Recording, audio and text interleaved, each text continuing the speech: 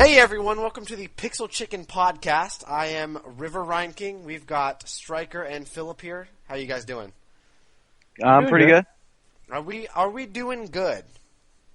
Yeah, we are doing pretty good. We're doing awesome, dude. I'm doing good. I'd say I'm doing good. Great. Well, it's Friday, guys. We made it. Yeah. Woo! Hell yeah. You know what's happening now, right? What's happening now? It's the end of the world. Oh, shit. We made it this far. Finally. Fucking finally. But I feel fine. Fucking jeez, man. It's about time. How was everyone's week? It was pretty awesome. It's my last day of my last week of this term, except for like Monday and Tuesday when I have like my finals. You got finals? What do you got finals on? I got finals on art and math. You got finals on video games? No, unfortunately, that would be sweet. You're wrong about that. You do have finals in video games, yet they're due at the end of the break. Yeah.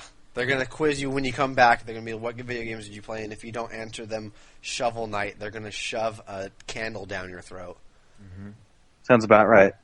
I've seen it a million times. Strike is a veteran. Yep.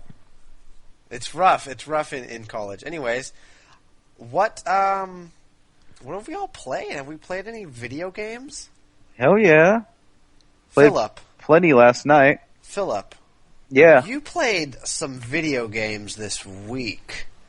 And I feel like you're champing at the bit to talk about one of them. Yep, I am. What game is that? That would probably be Evil Land. Yes! Yes, so you played this last night. We talked about this briefly on the show way back when we were all young chaps. What did you think about that? I thought I was pretty extraordinary to watch. And I was really surprised that Yeah, but how was that it to progression play? happened so quick. Oh, it was really great to play. Was it? Yeah, I love the way it played. I Let mean, me it's tell you, it's very the more- simplified. Yeah. but it would get. I'm sure it would get more complicated. I think that the game that game is a. I think that game's a really interesting proof of concept or an idea. I don't know how much of a game, and just in retrospect, Well, like it's Yeah.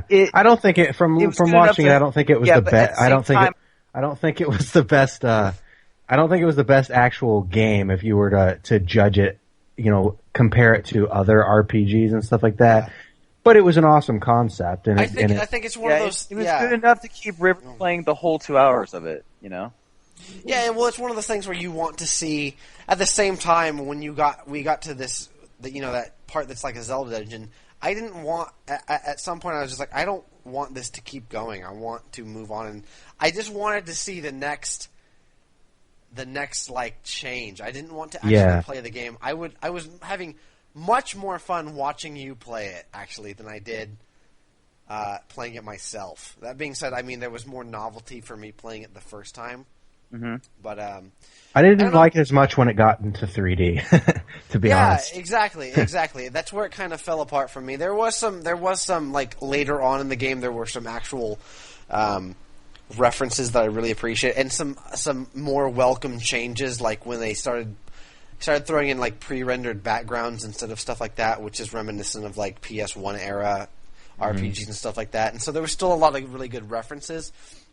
But I think more so than anything, it was something that it's interesting. There's these things called game jams. I don't know if either of you are kind of aware of what they are, but it's basically it's basically like a festival, like a bunch of like indie developers. They have all sorts of them, and individual people. They're just kind of like they could be going on in an exposition, but it's like, hey, you have 3 days or you have a week. Come up with the weirdest idea that you have, or the most like innovative idea that you have, and then build like a prototype around that. And that's what this kind of felt like. It felt like it's something birthed Right. out of like I agree a with game that. jam. Like it's a very brilliant like idea, but I don't know if it's necessarily a full game idea. But that being said, it was still a brilliant idea. That's where the game jams are where have either of you heard like of Super Hot? Super The Hot? shooter? Yeah, Super Hot. No, the I shooter. haven't. So it's this game where it's a first-person shooter, but time only moves when you move. So it turns into kind of a puzzle because you can see the bullet tracks and where they're going. So you can stop moving and decide where you want to actually move. It's actually a Flash game at this point. I believe you can just find it by Googling it. You'll be playing it in like a minute and a half. But so it causes but there's a lot of cool ideas like in game jams that come out and like are ideas that could be implemented in the game if they were larger ideas. And that's kind of where I feel like Evoland fell for me. Because I feel like a lot of, I think I said this previously, but I felt like a lot of the actual design and gameplay elements were kind of secondary to I agree. the delivery method that the game and it was more of the a delivery method That makes sense. for the changes and the spectrum of or the spectacle of seeing this game change and evolve before its eyes. Yeah, you're playing it for the concept. Exactly. Yes. You're not playing it for the gameplay itself. And that's why I think it was smart that it was like an hour and a half long or 2 hours, because I don't think I could have sat through, something like that for much longer than that. So no, I agree. I think, obviously there was a lot of smart choices in making it that long in, how they presented it, and, a lot of things were smart to it. I just don't know if I, think it's a good game. Mm-hmm. I don't know. But what is a good game, really? I mean, it's a good, like I said, it's a good concept, not a great game. It runs, at least, At least no it was finished in this when day it was and age, released. right? Mm-hmm. In this day and age. Anyways, it's interesting, in that there's been so many cool ideas that have been arisen. I don't know if you guys have heard of the game Receiver, but that's another game that came out of a game jam where it's a first-person shooter, but you control every you basically control every facet of a gun. Instead of just pressing square to reload, you have to they somehow make you pantomime the putting the unleashing releasing the clip, putting it back in, pulling the slide back, and it's just there's a lot of cool ideas that come out of the game jam, and I sometimes gravitate towards these kind of more experimental, like Dear Esther and Gone Home. I don't know if either of you have tried those yet.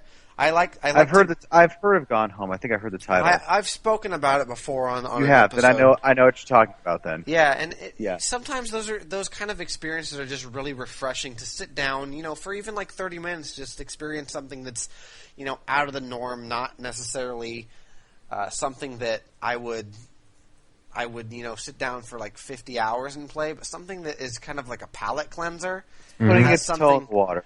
Yeah, it has something that that's the water. Exactly. Yeah, it has something that I haven't seen before that is kind of refreshing, and those are the kind of experiences that honestly bring me back to gaming sometimes, because there's only so much left trigger, right trigger that I can take. And at some point, so that's why I think Evoland really stood out to me. It wasn't necessarily playing the game; it was more of the experience of seeing something that hasn't been done and seeing the way that they kind of portray it. That was relatively interesting to me. So, you also played Striker. You had a chance to play Rogue Legacy. I'm curious what you thought about that, because you didn't give it a whole bunch of time. Did it not click for you, or? No, it did. I in the short period of time we got to hang out, I didn't want to. That's the kind of game that you got to give more time and stuff like that. Of course, yeah. But I mean, I really liked the concept and stuff. I could see myself playing it a lot more.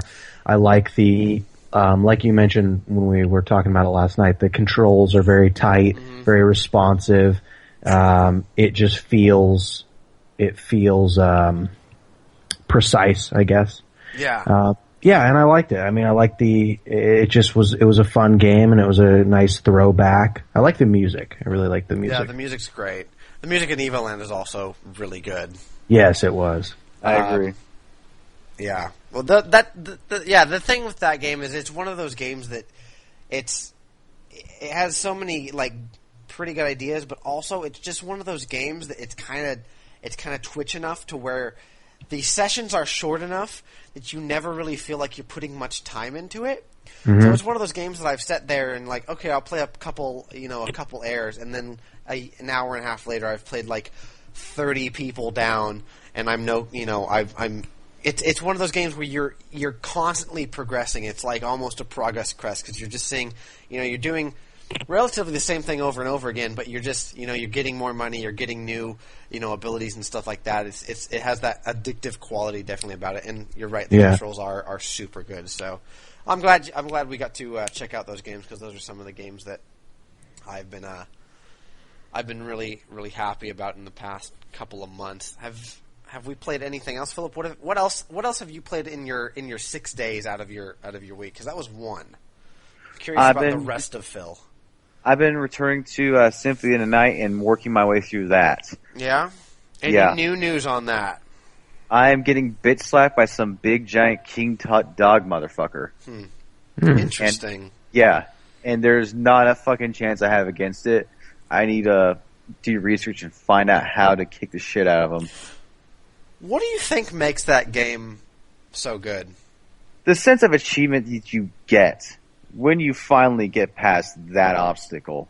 Yeah. When that level up logo, that level up label appears on top of your sprite, on top of Alucard, and the green light on him flickers, or when the boss deteriorates, that sense of that the relief and the achievement and the gratitude that comes with that.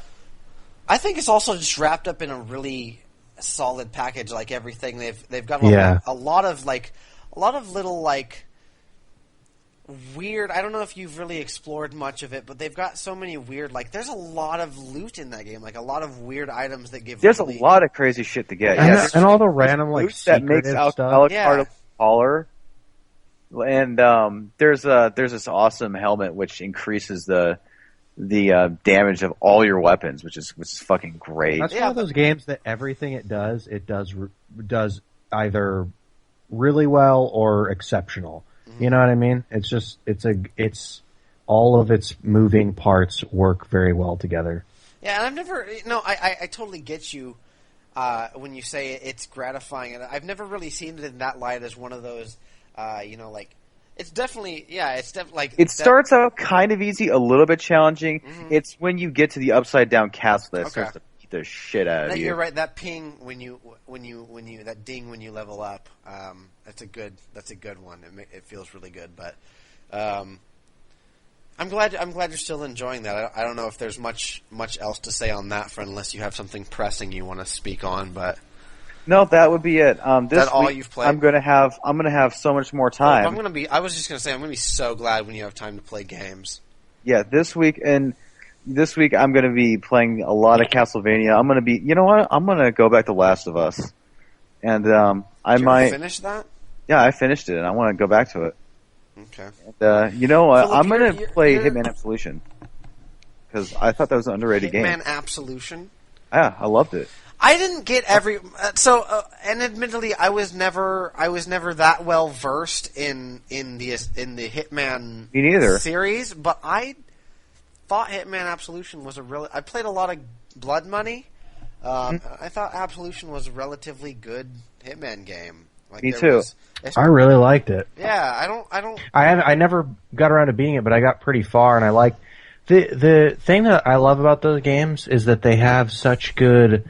Level design, and they're so unique. Different locales, like in completely different parts of the world, and I felt like Hitman Absolution showed that off just as well, if not better, than any of the previous Hitman games. Blood really Money great, was really good about that too.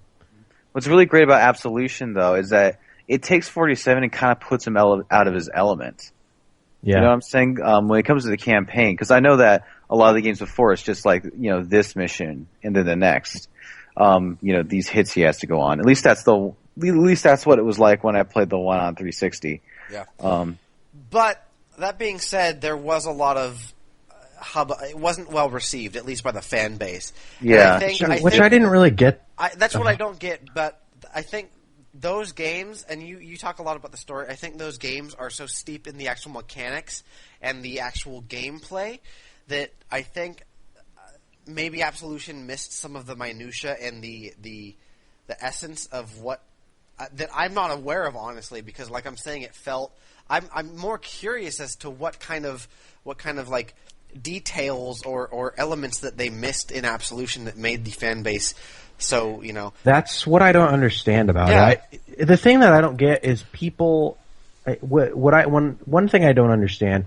I get when people are upset because they take features away, but I don't get why people are upset when they add optional features. And in the case of Hitman Absolution, it still had the disguises, it still had the creative ways of killing people, it had the stealth, it had all that, but they added a sort of mark and execute type of mode.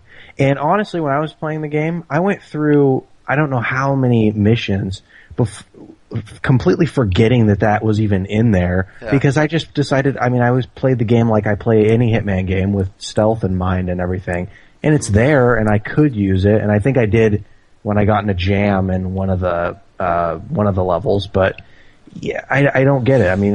It has all the Hitman stuff. That's the thing is I don't get it, and that's what I'm more curious about because there's got to be something. There has to be something. It was a widespread enough, even reviewers.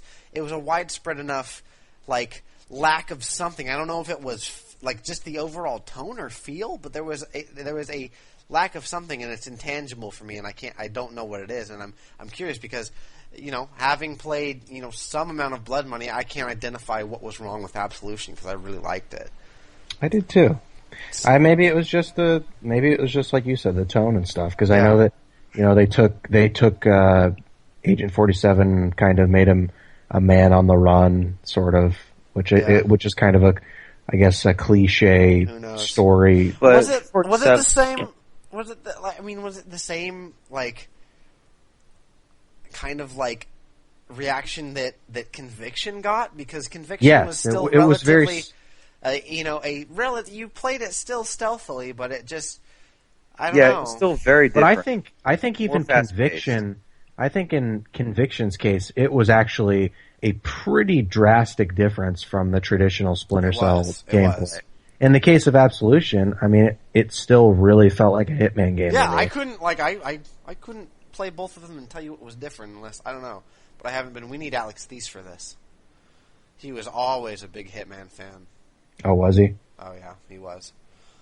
Anyways, but yeah, that's so you're gonna go back to Hitman Absolution. Yeah, and then one thing I like to comment about it is what you can do is you can like throw a mine right at your enemy's feet, and it's so awesome how when you throw a mine at an enemy's feet, they pause for a moment and they look down on it like, huh? And then they just go up in the friggin' air. Sounds like you don't play it with stealth in mind. Yeah, no, sounds like you don't play it like a Hitman game. No, so they freak. What happens is they freak out, but if you stay hidden, they won't find you. That's how I assassinated some of my targets. I threw a mine at their feet and fucking mine at them. Yeah. I'm going to say, it's effective. It's unelegant, and I feel like that. You can play a game with elegance, but there's a lot of ways you can eliminate. Oh, I know. There's a lot. That's, one of the things that I think is cool about Hitman is that I feel like there's always a different way that I could have done it that might have been better. That's never throwing a mine at someone's feet, but that works.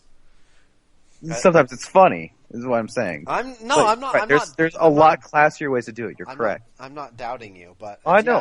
I believe. I trust you. Okay. Yeah. No, I'm just. That was a weird way to put it, but it's okay. It's that's cool. That'll be cool to go back to. I played. I think up to that mission where you're in, I did not play a lot of that game. I would have liked to play more. I still can go back to it, obviously. I remember having such a good time with it that when I accidentally deleted all my progress, I was like, oh, okay, well, I'll just start it over. Because I was having such a good time. Well, that's one of the things. Is like the missions have a lot of replayability because there's a vast number of ways to actually approach your target. I think one of the things that I recall is in Absolution, it gave you in past Hitman, it gave you a more of a sandbox feel to the assassinations. Like it gave you an open environment to wander around, and I feel like a lot of missions in Absolution were a little bit more of a path that you go down. Yeah, they were a little more linear. And I could see that. Yeah, and I remember really enjoying the mission where you were in like the Asian market area. I think it was like the third mission where and it just was this open area and you explored it and he's like identify your target and take him out. That was it. It wasn't get to point A and then do this and then do this so you can do this. It was find your target, assassinate the guy, and then get out. That's a really good point. I think I having played quite a few missions in Absolution, I can say that several of them do have a more linear feel to them, where it's basically like get from point A to point B, but there's basically one path and then maybe a few open areas. Yeah. There wasn't as many of those missions as there were in previous Hitman games. Yeah, and I just remember like the I don't know if you ever played Blood Money, but the Asylum mission that was so out of this world good. Yeah. Where you just start at the foot at the gates of a mental institution, and you have a target, and there's so many ways to go about it. One of the most memorable missions for me in Hitman Blood Money was the one where you're in the suburbs. Yeah. And you can like climb up in the tree house, or you can dress as a clown, I think. And I loved that. The way that you like could game the system, I remember watching a video where this guy just like Philip, this might have been you. He set a mine out on he knew the timing of the traffic and he just set a mine out on the road, exploded it, and then his target came out to look what fucking happened and got hit by a car and killed him. Holy shit! No, I did not do that. Yeah, I know you. That's awesome. I know you didn't do it, but I would so try that. Sounds like a Philip Colby trademark. But it's just the gaming the system and like it gave you that kind of open, kind of emergent ways to solve these assassination puzzles for all intents purposes. So. Cool. You'll have to let me know how that goes when you get more into that because I'm curious as to what you think of that. Anything else that you're looking forward to or have played or want to play, Philip? I want to play The Witcher 2, which I. Hey, I'm really sorry. That was uninstalled. I just finished it and I uninstalled it. I didn't want to. But that was. Well, Have you had any experience with The Witcher at all in any lore or anything like that, or is it just like a cool game? One of the things I asked for Christmas were one of the books. Cool. I think they're pretty well written books. I think they're pretty engaging. I think, like I've said before, I don't need to go into it, but I think Geralt's a pretty fascinating character, and I think that the world is just very mature and like fleshed out and stuff like that. But I think there is an idea around the Witcher games, especially too, that it's something that it's not. It's a relatively confined game. It's definitely a focused RPG. It does not. I know The Witcher 3 is going to be a massive, sprawling, Skyrim style soiree. But 1 and 2 were surprisingly confined in their scope, and not to say that they didn't deal in grander themes, but that's one of the things I told you when I first played 2, where that surprised me, having never played it before, was how focused it was, and I guess I kind of expected a more not for no other reason than I just didn't know. Mm-hmm. I thought it was more of a open hub style RPG. And that's kind of the tone that also the books take, is that like it can feel sort of weird sometimes because for instance in the second, they play out in acts. Obviously, there's 3 acts in The Witcher 2, and they're all separated by different zones, and you're all kind of they do have a constant through line of trying to find the assassin of the kings, but at the same time, each act plays out as its own kind of vignette, and you continue to learn more, obviously, about the main story through that and stuff. But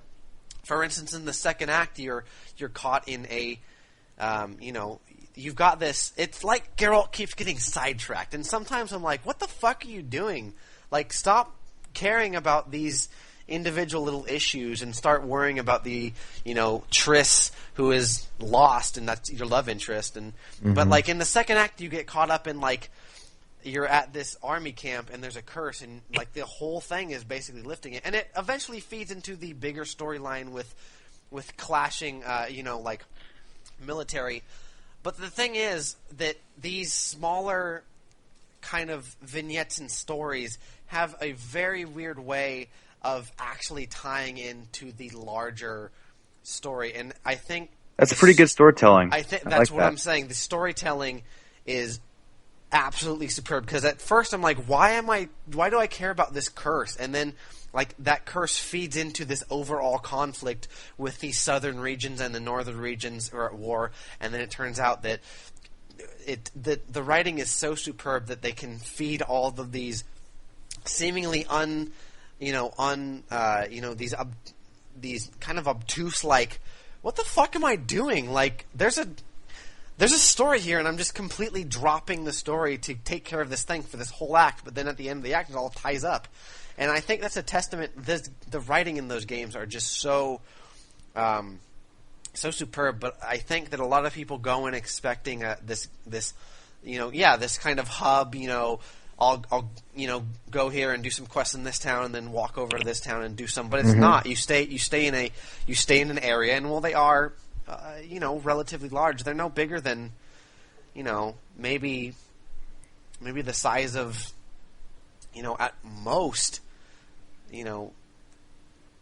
Maybe the map from Liberty City. I mean, they're not large, and I mean Liberty City from PlayStation 2. Like, just in terms of landmass, they're not large places to roam around.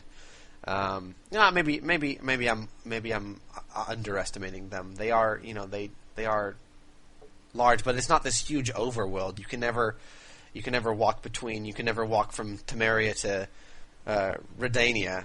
Gotcha. You can't do that, but it's just So if you do get into that, don't expect a Skyrim style game. Expect a really focused, a really focused, more linear. I would actually be perfectly okay with that. I would be fine with that. And it does. I mean, like it trust me, it's a hell of a. There's a lot to think about in that game. Like it is focused, but at the same time you have to be. It's not gonna walk your hand through anything. There's times when, like I couldn't figure out how to handle a quest. It does not give you, like go here most of the time. It's like okay, go here and then figure out what the fuck to do. Like it'll give you an area, but it won't tell you what to do. It's like there's a lot of times it didn't give me a waypoint, or I went to the waypoint and there was nothing to do because it was the wrong time of day. Like there's a lot of intricacies to the game that make it it's a very unique experience. I think it's refreshing. Also, I keep saying refreshing, but it doesn't hold your hand one bit, and it treats you like a fucking adult. So, which is nice. Pretty nice. That's a good way of putting it. I agree with that.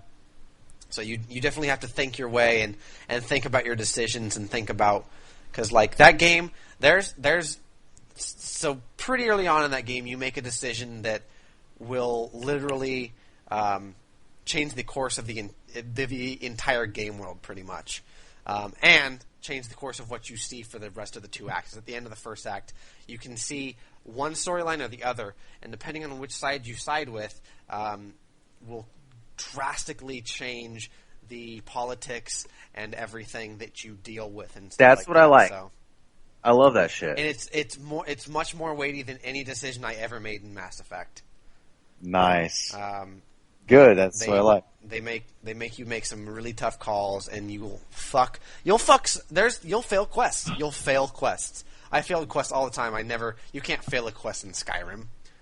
They don't let you. If you get a quest and you say one wrong move and piss off someone, you'll just fail the quest, and you'll have to move on. Damn. Yeah, it's a cutthroat game. It's very cutthroat. It doesn't pull its punches, so you should get into that if you can. I think I freaking will. I recommend that game wholeheartedly. So, well, that's cool. That's excellent, Philip. Striker, what have you played? Philip, if you have anything else, please butt in like you do. No, I'm eager to hear what Striker has played. Okay. Honestly, I haven't been playing really anything new. Yeah. I've just been playing. I played quite a bit more GTA this week. Yeah.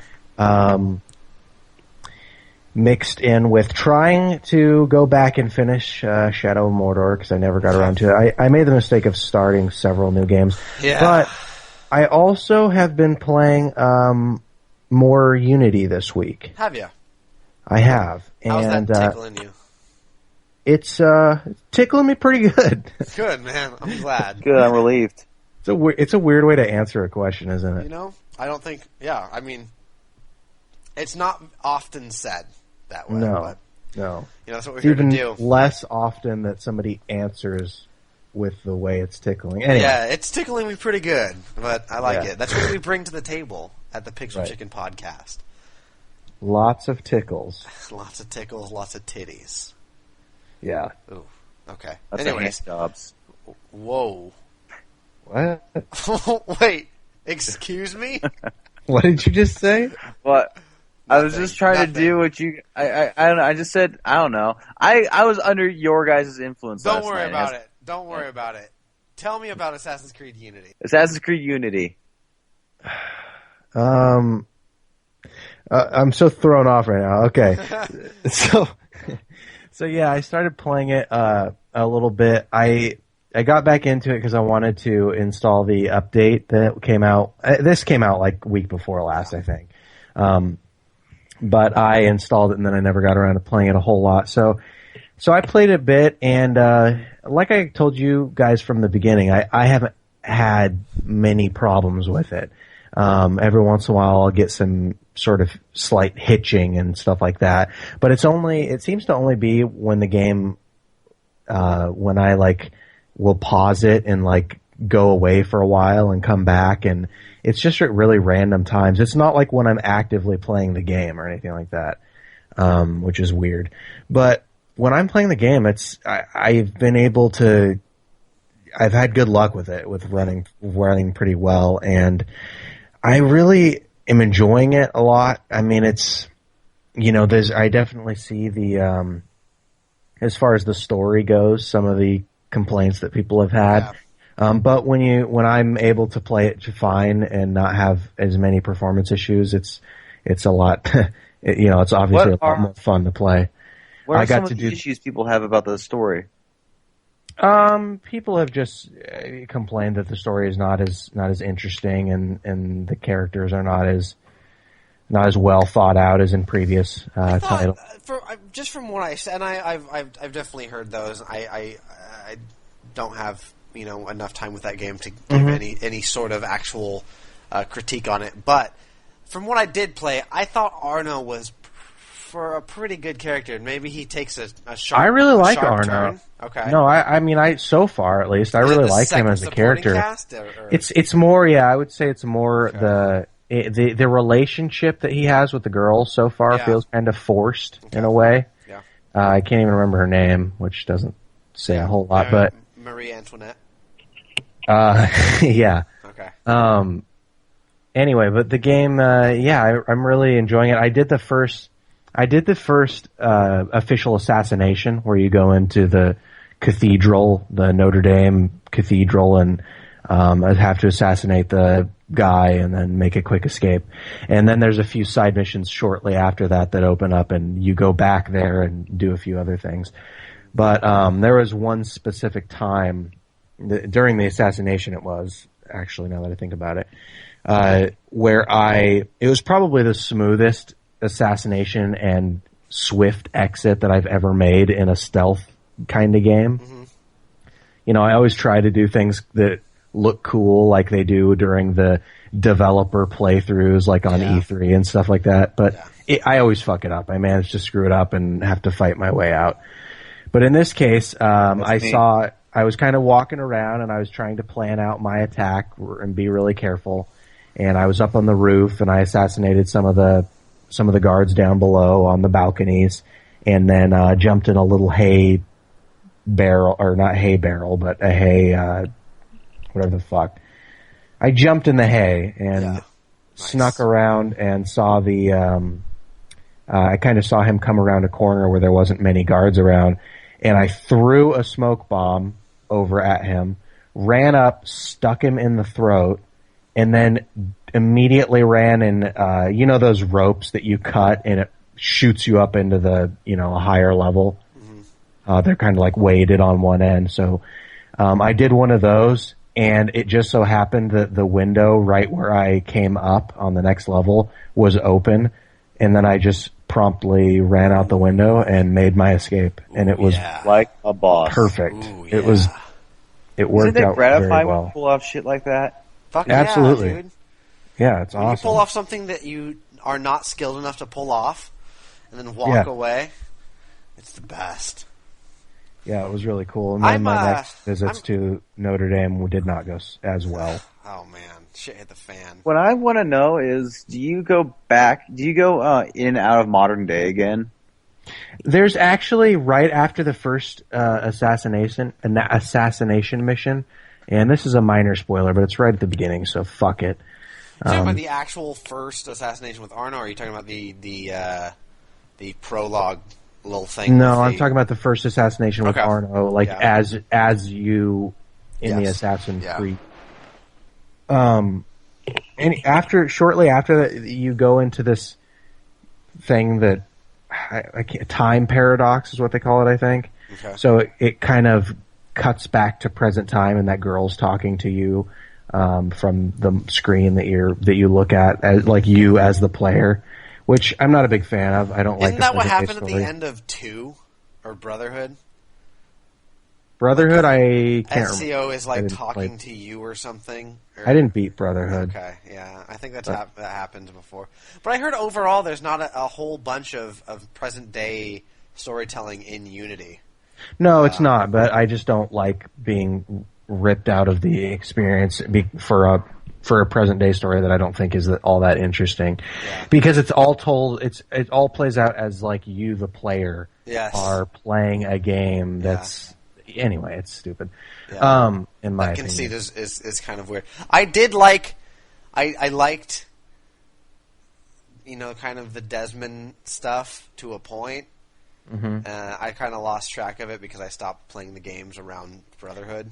I didn't like Desmond as a character. I didn't like Desmond as a character. I feel that during Assassin's Creed 3 he kind of came into his own, but then he died. So, and I guess they killed him off for a reason. He wasn't necessarily a fan favorite.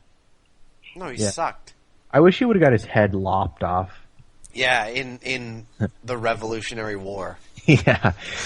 So anyway, there's a time paradox where the girl starts like freaking out. She's like, "Oh shit, there's a fucking time paradox." Are you talking about Connor? Oh fuck, Desmond. What? Desmond. Because Connor is. Fucking know. Desmond, you're talking because Connor fought. Okay, whatever. That's cool. Anyway, go ahead. She starts shouting about a time paradox and tells you have to go to this little portal to get back into your time zone. But as you're doing this, it goes into like, into like the, what? A sepia. I mean, no, it just a fucking filter. It doesn't only filter the. Shit, man, I'm sorry. It's okay.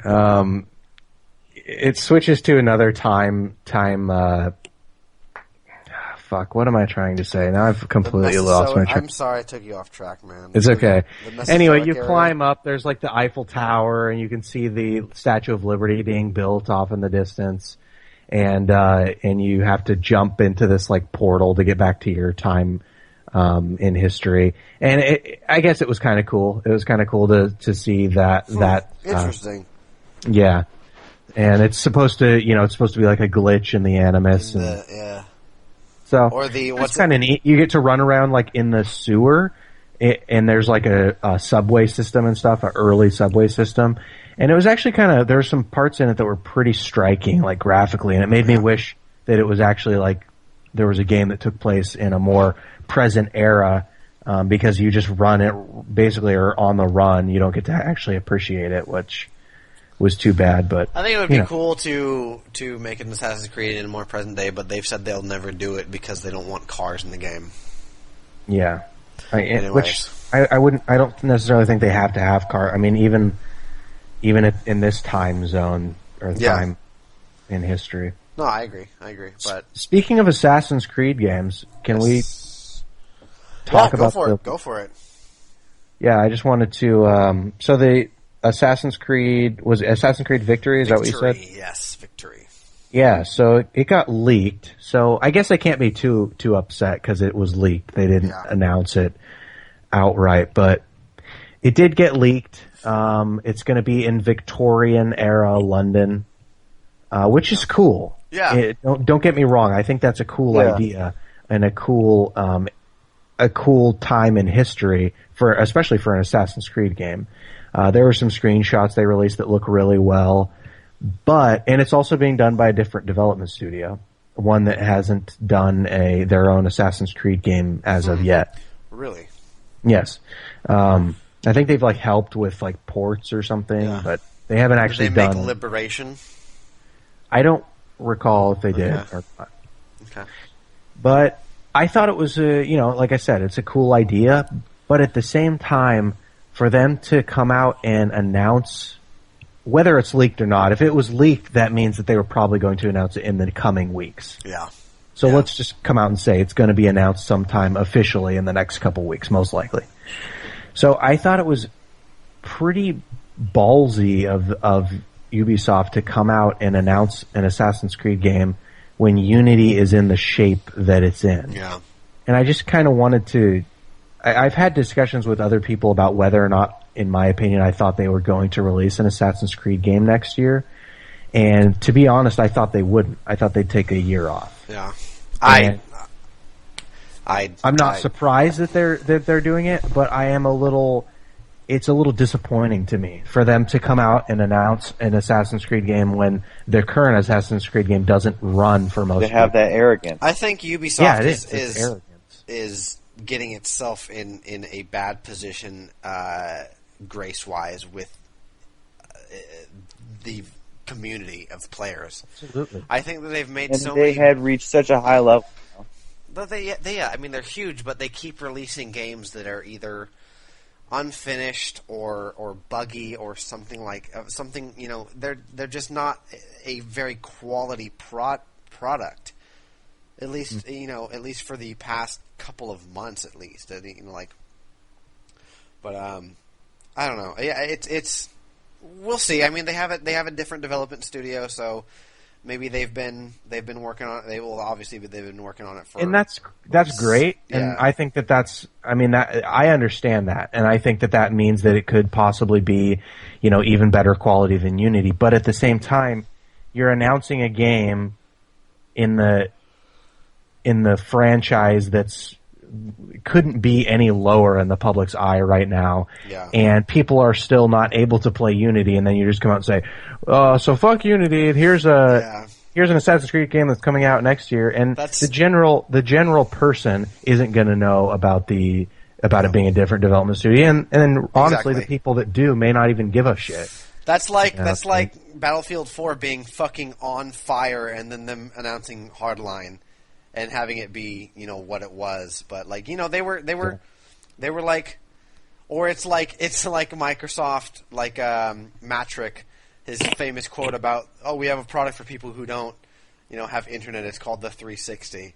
Yeah, it's like that. It's like classic, big corporation businesses not really being in touch with the small guy and just worrying about the bigger picture, and eventually that'll bite them in the ass because hopefully the general consumer base is smart enough to someday say, Yeah, you know what? Maybe not. Yeah, and it's disappointing to see that how well Unity is selling. Yeah, no kidding. It's disappointing to see.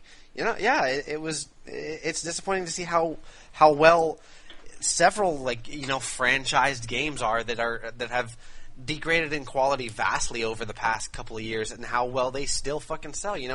Even and I don't mean to call out Advanced Warfare because I feel like that is an actual incredibly well made game, but Ghosts, like it sold well. Yeah. No one Ghost did sold not buy really well. Ghost, and Ghost was fucked.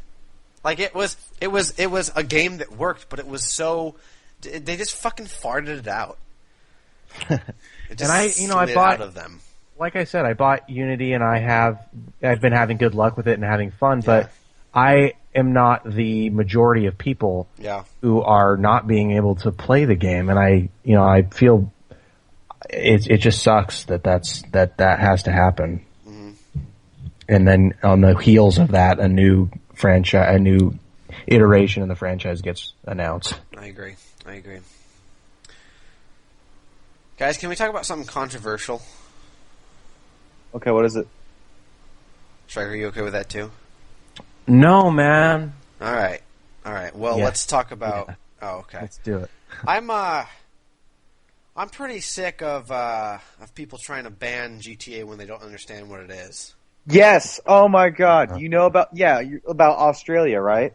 Now there's one for America too, by the way. Wait, what is that one? It's the same fucking thing. No, I mean like in Australia. It's the GTA same thing here, 5 dude. taken off store shelves. shelves. Yes, they're trying to get it taken off store shelves. It's happening in Target. I saw a petition for it yesterday. I know they did. Shit. I saw a petition for it yesterday. Yeah. Oh, and let me start by saying, because this is controversial, and I want to start by saying, of course, there is no bone in my body that is a proponent for any kind of abuse of any kind of human being, but at the same time, people need to understand what they're arguing for. And I was curious, so I looked into this petition, to see what kind of points they were putting to the table. And first of all, I saw a picture, a supposed screenshot of the game of Grand Theft Auto 5 that had a bloody axe as if you were holding it, and then a hacked up hooker on the ground, which was not in GTA ever. Why has GTA been, for some reason, synonymous with killing hookers since the beginning of time? That's the thing, and they're like, it is like, one of the quotes was like, "You gain health points from killing women and beating women," and I'm like, you don't understand. You don't understand what you're fighting for. You are jumping on this bandwagon because it is something easy to do. You've never played this game. You don't know what it is. You fucking watch Breaking Bad and Game of Thrones where people are cutting their throats over fucking drugs. What right do you have? It's fucking satire. Yes, there is offensive stuff in GTA. There's a bad portrayal of women. There's a bad portrayal of men too. It's fucking the main bad portrayal of everything. Yeah, the main characters are all pieces of shit. It is, yeah. It is a piece of satire in everything. Nothing is sacred in GTA. Mm-hmm. And one of the main conceits is like, this is training a generation of boys to think that violence and women abuse and women abuse is okay. Well, why don't the fucking parents that are complaining about this actually parent their children? Like, that's the crux of this thing, is that, like, if you don't like it, don't let your fucking kids play it. This game says M on it for a reason. Yeah, why are you getting it taken off store shelves so I can't play it? Yeah. When in reality you should be taking it out of your fucking kid's Xbox so he can't play it. I'm not. Why should I have to suffer for that? You're saying that this. They're basically saying this game shouldn't exist. Yeah. Is what they're saying. And they're telling us that they know better. Yeah. That it's for our own good. But the thing is, they don't know better because they don't understand. They don't. No, they don't. Seen this game. They clearly haven't, because they put a fucking screenshot of fucking axe that is not. There's no axe in GTA. You can't use an axe. You can't use. There's no axe. So like, it's just like that screenshot was the epitome of everything like that was kind of detestable about this whole thing for me. If you play the game and you beat it and you're like, hey, you know what? I beat that game and I didn't like the subject matter. I don't think that that my kid should play it or something like that. I have all the respect in the world for that. That is totally fine. And another or you say you'll never play another GTA game after you played this one. Okay, cool. That's totally fine. But you're not going to fucking tell me I can't play it or that nobody can play it and the game shouldn't even be on store shelves just because you saw somebody say you can kill a hooker and get experience points for it. You get rewarded for killing a hooker. You can kill fucking anyone in the game. People choose to kill. And like you said, the game itself it's satire. It's a joke. The whole game is humorous and meant to be. It's not to be taken seriously. They make fun of everything from pop culture to. And the characters themselves. A little bit of feedback, dude. A little bit of interference. Oh fuck. But anyways, one of the things that I was also gonna. They say it's a glorification of violence and all that kind of stuff. And if you really take a look at the story, these characters are for the most part, especially Michael, miserable with what he's doing, and he has remorse. There's whole scenes in a shrink's office where he's expressing like remorse about what he does, and then you look at something like Saints Row, that is literally a glorification of violence. Like you're not a cool guy in GTA. You're a criminal. Like they make sure like these people are bad people. In GTA, you are celebrated and promoted to fucking President of the United States for being a fucking gangbanger. You mean in Saints Row? Yeah, that's what I said, wasn't it? I think you said GTA, but I get what you're saying. And people are way more readily like because it doesn't have the name Grand Theft Auto. Grand Theft Auto has such a stigma around it of being this, it's matured in such a way, but it still has this group of core passion every time. People love stuff to hate on, but Saints Row is a much more real glorification of violence and murder and just as much violence against women, and just as much, women degrading as GTA. And I think GTA is a much more mature and adult game. It just Saints Row doesn't get the same flack. And even with that said, I'm not saying that that Saints Row should not be played. No, either. absolutely not. But you're saying, one of the developers said that you made a good point that you're not saying just. You made a really good point when you added that, you're not saying that Saints Row the Third shouldn't exist. One of the developers himself said that, the game is supposed to be like the Dumb and Dumber of the video game industry, when GTA is supposed to be kind of like the Godfather, I don't even think it's really the Godfather. It's more of like a Tarantino movie. It's it's almost like a parody. It's not this like. It's much more satirical. So yeah, and the thing is, last week we talked about hatred.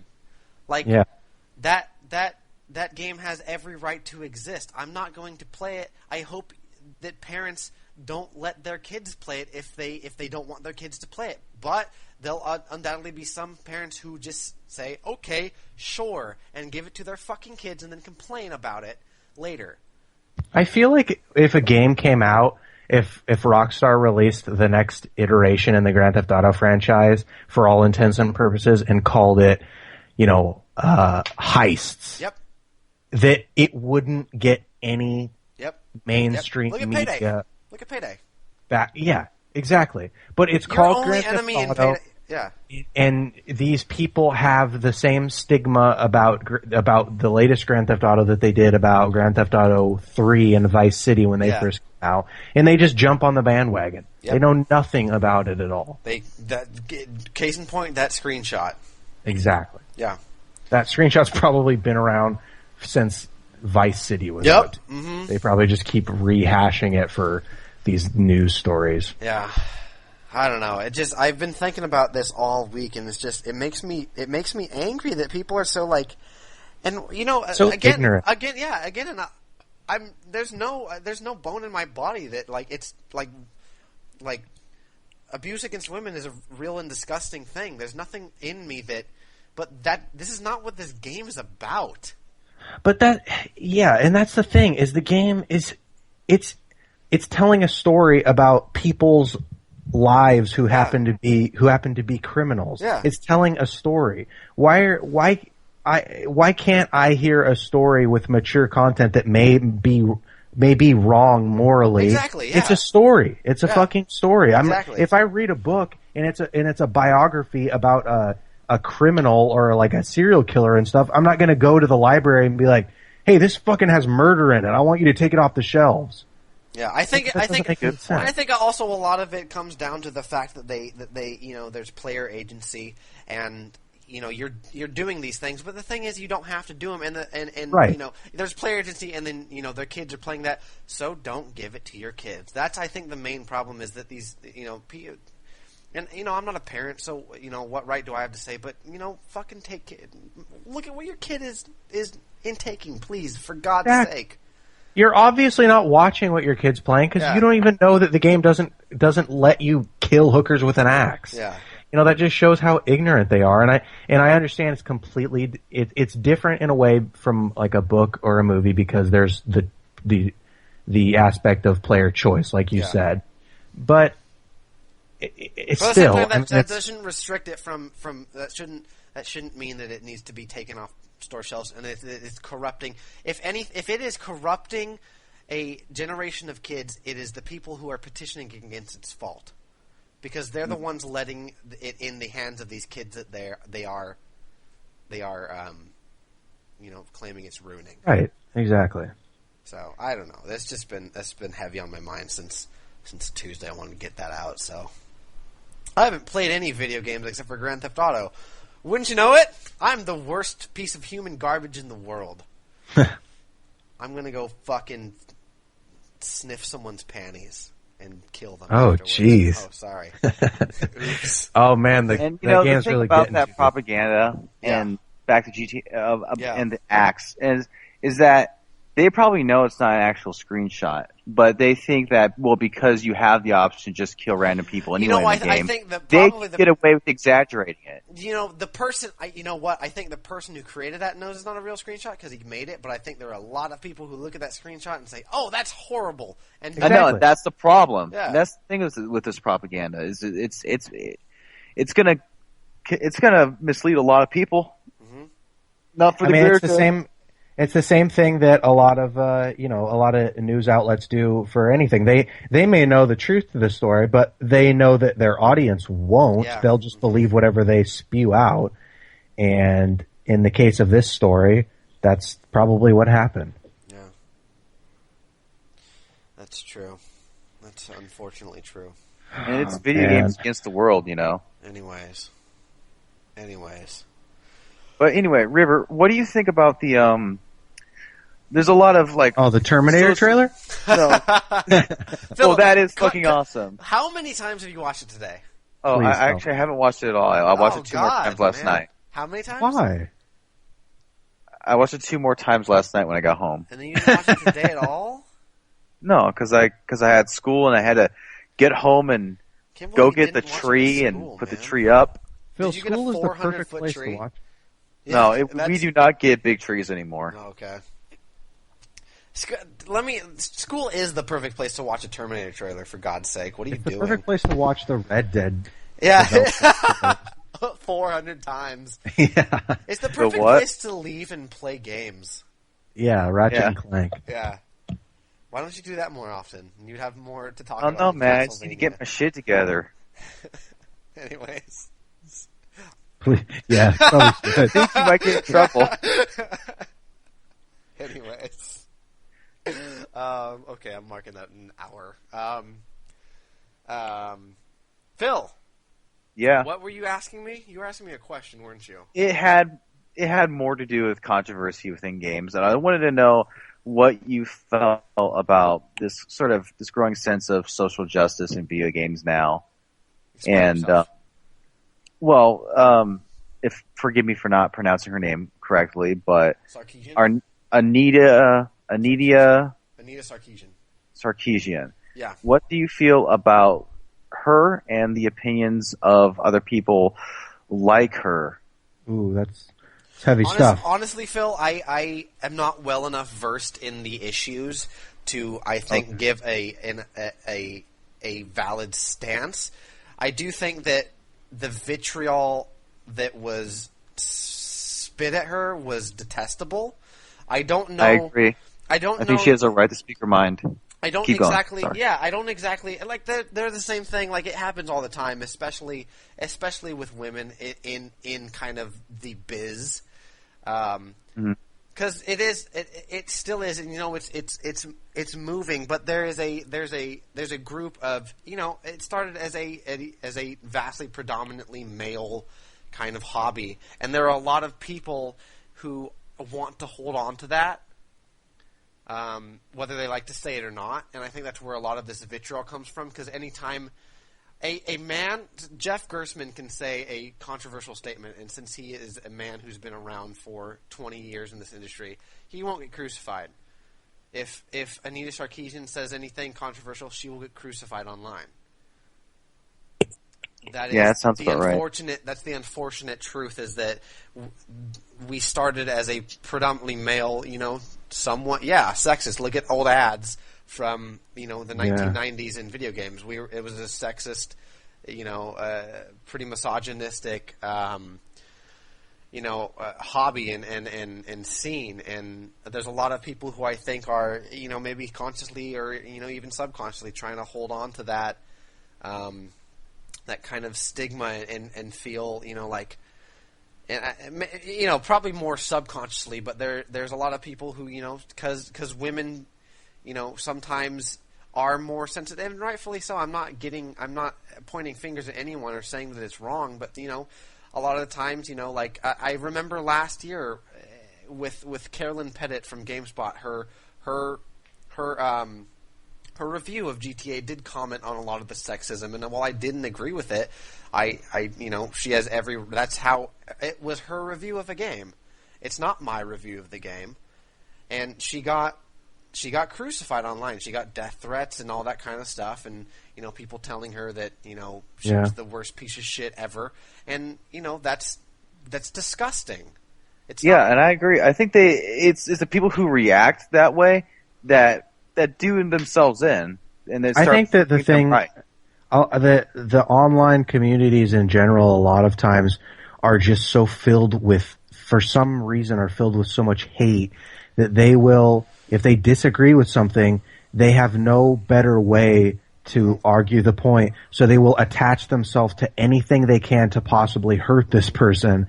And in the case of women, it's the fact that they're a woman, and in the case of other things, it can be anything from race to your weight, or it's terrible. It's really a shitty thing. I don't want to get philosophical and everything, but I think a lot of it has to do with anonymity and people. Oh, absolutely. Not having a lot of aggression and finding it easy because they're in the privacy of their own homes. This generation sucks, and everyone's afraid of actual conflict, that they choose to spit poison on the internet where they are safe. And so I think a lot of the worst human interactions are done on the internet, and I don't think we need to get really into it's like that famous and quote, "Give a man a mask and he'll shit his pants." That is exactly what it says. But anyway, the one last thing I'd like to add. Well, what? Nothing. That's not the quote, man. Well, anyway, one more thing I'd like to add. I did watch one of Anita Sarkeesian's videos. Yeah. God, I got her name wrong again. A while ago. And Sarkeesian. And I apologize. Side note, maybe she handled herself poorly, but what would you do when hundreds of people were sending you death and rape threats daily? That's not an easy place to be in.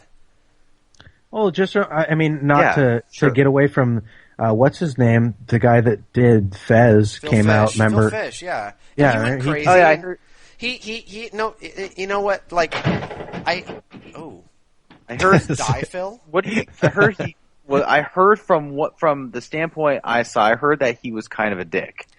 Well, yeah, but still, nobody deserves to be No, I don't think he was harassed like I don't that. think he. I don't think he was a dick. I think that I think that he became a dick because of his circumstances. I watched a really interesting documentary on why what happened in Phil Fish, and it wasn't.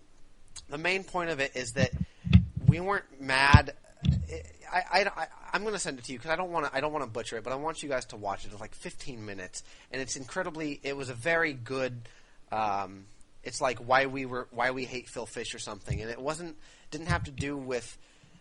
And if you look at he was under an inordinate amount of stress and harassment every day of his life, and I think under that unwarranted hate that anyone would cave and defend themselves against these thousands of people who are literally spitting on their name every single day for literally doing nothing, for bringing them a game that is loved and cherished and is an amazing piece of art, and then to have your name spit on for not doing exactly what these thousands of people want when it's your artistic endeavor.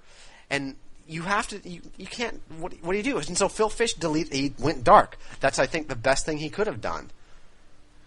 Yeah, and the thing that sucks that makes me feel bad when you see these, like, I mean, I see it all the time because I follow a few of the developers for the WWE or NBA games and stuff like that, and you see just in general the gaming industry, the work conditions as an industry are so harsh, and they're working so late nights, and they have these deadlines, and then people come and say they want them to change stuff, and I mean, I can't even imagine all the stuff that this is from what I've heard.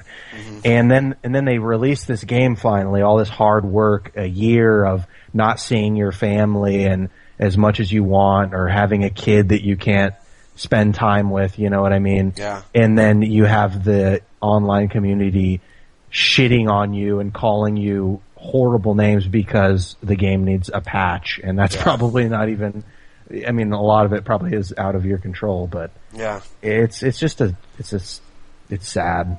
Yeah, it is. It's a weird hobby that we have. It's a weird passion that we have. We follow. Video games are weird. Yeah. I have one more thing to add. Is this the Phil Fuck You? Are you just? I hope it is. Are you? Did we unofficially start No, the Phil Fuck You? We're gonna talk about Breaking Bad on the Phil Fuck You. All right. But one more thing I just wanted to add. Yeah. One of the arguments she made in one of her videos that the whole knight in shining armor saving the princess trope, Mario saving Princess Peach, she attacked it as misogynistic. I think it's uncreative and been done 1,000 times before. I don't think it's misogynistic, and that's all I wanted to say. And that's it. She has a right to disagree, and you guys absolutely. too. I mean, everyone has a right to state their claim, and while I don't agree with something that someone might say, and I don't necessarily agree with that. I mean, I think, and maybe that's because maybe I don't care as much as someone else does, but I'm not gonna spit dirt on your name just because I don't agree with you, or I think what you say is I don't fight for your cause like you do. Everyone has their own things that they're passionate about, and I obviously believe, I think we all don't want people to hate people, but I don't know. It's a lot of deep thought. We need to fart noises. It is. Thanks, That's man. better. That was really good. That's better. Ooh, Phil, fuck you. Phil, fuck you. Phil, fuck you. Phil, fuck you. What's the Phil, fuck you? Phil, fuck you. Phil, fuck you. Ass. Phil, why don't you take us down a road that we call the Phil, fuck you? My pleasure. Okay, Don't bring thanks. any more controversy during the Phil, fuck you. Yeah, Jesus Christ, man. Just want to talk about the game. Yeah. Anyway, River, have you taken a look at any of those books I gave you? Have you had time? I went to bed and then I went to work today. I got home and now we're recording this. So That is completely understandable. Don't we worry. But anyway, so River, have you seen the end of Breaking Bad? I have seen very much of it. Okay. But have you seen like the very end? If not, that's cool. Don't worry. Can't say that I have. But we're gonna. Do you want me to spoil it? Yes. Okay. Okay, you do. Okay. Because if you don't, that's cool. I've seen. God, how many episodes are there in the last season? I've seen 14, maybe. I thought I was on 15. Okay, maybe 15. The last. Oh, fuck. What was the last thing that I saw?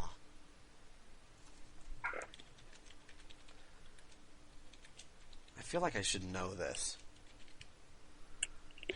Phil, just continue with what you're talking about. Well, anyway. Yes, I have. Okay. No, just go on. Doesn't matter. I thought it was the proper Spoilers make stories more enjoyable, anyways. So at the end, scientifically, Jesse winds up being chained up and forced to work for this fucking biker gang to make heroin for like 2 years straight, while Heisenberg or Walter White hides in was it Alaska? No, not Alaska. He hides in another state for like maybe 2 years. Comes out of hiding and gives the motherfuckers. Really that long? Yeah, it's like the gap between the second to last episode and the final episode. I think it's either 1 year or 2 years. Oh. But it was. He goes and he basically just gives the motherfuckers what they want, what they deserve. I know what happened. I watched half of the season because the second half, I thought I had finished it, and then I thought it was really weird. Oh, because they didn't release the second half of the that's season what happened. Later on. So I have not seen the last 8 episodes. Yeah. Well, anyway, so no. Okay. Well, like I was saying, at the time you get to the final season, Jesse Pinkman's kind of grown up, and he's kind of like, maybe this heroin business thing isn't very cool, and he tries to get his ass out of it. But man, I think he gets it worse than almost anyone in the entire show. He is driven insane, and in the end, the guy who betrayed him several times saves his ass once again, and then J.C. Pinkman basically drives into the night and laughing hysterically. And that can either mean that he's so grateful to be alive, or he's just going to go back to using again. I don't know. But that ambiguity kind of was kind of bleak for me. The feeling I got from the end of the show, it was just like, what the hell do I do now? Because I spent so long watching the entire series. Yeah. Overall, I thought it was it's very ambiguous. But my question is, that being said, was Deckard a replicant? No, he's not a replicant. Phil, you can't answer that. Yeah, 100% certainty. Man. Sorry, I didn't mean to pull you off course. But anyways, go on with your thesis. No, I like that better. Okay. What do you have to say, Phil? I thought it was a great season finale. Striker, what do you think? Yeah, I thought it was fucking great. I thought it was the perfect way for that show to end. I need to go ahead and finish that because I thought it ended really weird. I know what you mean, River, because they didn't release the last 6 episodes, whatever it was, until months later. Yeah, so I was watching it, and then it was just some more drama with Skylar, and I was and then it ended, and I was that's really the last episode? Did they just lose funding or something? It was bizarre. Anyways, I would like to watch that. Oh, pew. Ooh. I know what you did, man. Yeah. That's nasty. Yeah, I made a fart noise, but with my butt. Ooh, interesting.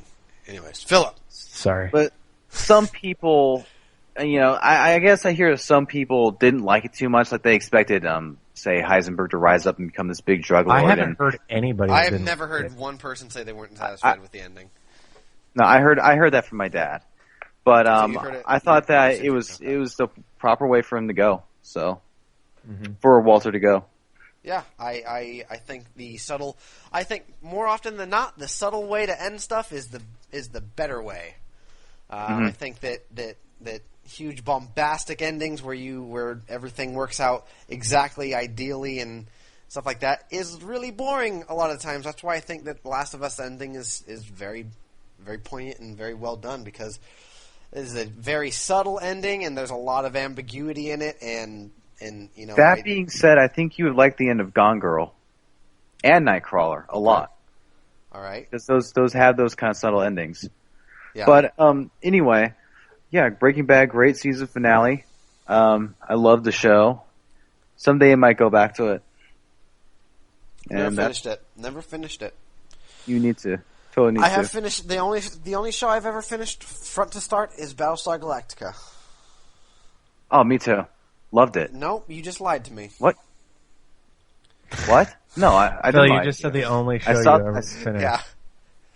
Oh, Said well, the only show you've ever finished, because I said the only show I've ever finished is Battlestar Galactica, and you said me Wait. too. the only show I ever finished. God, The only never show mind. I have ever finished, front to back, is Battlestar Galactica.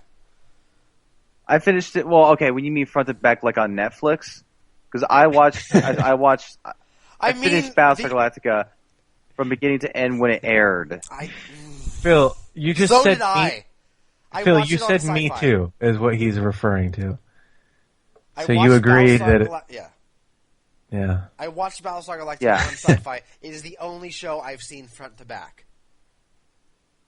What did you think of that end? Oh my! Yeah, okay, I liked it a lot. I had no qualms with it. I thought the way that they wrapped up character stories was pretty It was satisfying. perfect. I really liked Yeah. what they did with. I didn't like. I like a lot of people were like up in arms about the implications that like it showed after the credits, like that last final snippet when they were Walking around modern day. Yeah, and I was like, so the fuck what, man? That's not what the show's like. I don't know. Like that show was less. It wasn't a sci-fi show. It was a human drama, and I cared about the characters, and I thought that they wrapped character stories up very elegantly. And that's what good sci-fi does. When you care more about the characters, I don't think that was a sci-fi the show. most out of anything else. I Well, strongly, to me, I strongly. It was a human drama set in a sci-fi world. I don't think that had anything to do with like. I don't think that was a sci-fi. well, the way I see it is whether it's crime drama or science fiction or whatever, they're all components that drama can take part in, and I like to get most of my drama, most of my story from comics or science fiction. Science fiction is just my favorite backdrop for that. Yeah, that's what that was. It was a backdrop. They used real bullets. They drank fucking water. It was like this was a human show, and I think That's what I dug about it. There was no lasers, yeah, no laser guns. The thing that stuck out to me was the human stories and the relationships, and they wrapped up everyone really elegantly, except for Starbuck, which Yeah, that was pretty abrupt. I was really happy. I love that they left that open, because that's another one of those kind of like subtle, like there's assumptions to be made, but and I do have assumptions about what Starbuck was, but I don't like more and more. I think it's sometimes there's something to be said about knowing the answers. There's also something to be said about like why is everyone like why is a mystery intriguing? Mm-hmm. Like why is it's the thrill of the hunt. Like once you have it, it's less interesting. So leaving stuff open to interpretation, I believe, makes more compelling things. That's why me and Stryker love Taman Shud so much. Taman Shud? We'll never know. Yeah, Taman Shud, man, look him up. He's the hottest banger around, man. Yeah, he'll bang you. Is he an He'll bang author? you, dude. Yeah, Just he look it is. up, man. Just look it up, man. Google when you're really scared at night. Google image search Taman Shud and look at his fucking face. Look at his Okay. dead face. Yeah, look at his dead fucking face. Taman. No, Shut. not now. It's not 3 o'clock at night. Oh, man. Okay. Anyways, Yep, good. proceed with the Phil. Fuck you. Well, that's what I meant to add mostly. Well, Breaking Bad, and next week, if you've got your comics read, some of your comics read, we can talk about that during the 15th. I'm definitely gonna check that Zero one out. I think first, so we'll see how I like that one, and we'll talk about that next week. So, and I think we can call that a show, fellas. Very cool. Sweet. Anyways, go ahead and follow us on Twitter. That's at pixel_chicken. Like us on Facebook, facebook.com/pixelchickenpodcast. Email us at pixelchickenpodcast@gmail.com, and we'll answer your questions. And Phil will give a completely separate answer from ours, so that'll be fun for everyone. Phil and Striker, thanks for joining and talking about video games and the like. And Thanks, man. thanks all you for listening out there. And Phil, take us out, man. This Tame and Shut shit's pretty fucking creepy. Mm-hmm.